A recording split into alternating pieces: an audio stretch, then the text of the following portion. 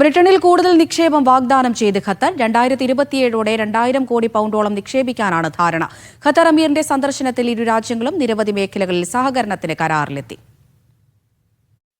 നിലവിൽ ബ്രിട്ടനിൽ ഖത്തറിന് 40 ബില്യൺ പൗണ്ടിന്റെ നിക്ഷേപമുണ്ട്.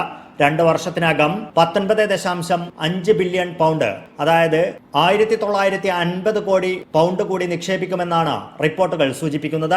ബ്രിട്ടനിലെ കാലാവസ്ഥാ വ്യതിയാന സാങ്കേതിക വിദ്യയിൽ ഖത്തർ 130 കോടി പൗണ്ട് നിക്ഷേപം നടത്തും.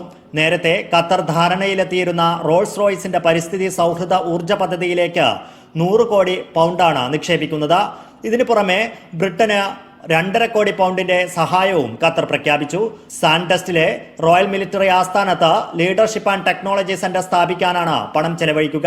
സൈനിക ഉദ്യോഗസ്ഥർക്ക് നേതൃപാഠവും സാങ്കേതിക പരിജ്ഞാനവും നൽകുന്ന രീതിയിലായിരിക്കും ഇവിടുത്തെ പരിശീലന പദ്ധതികൾ. Media 1 Doha.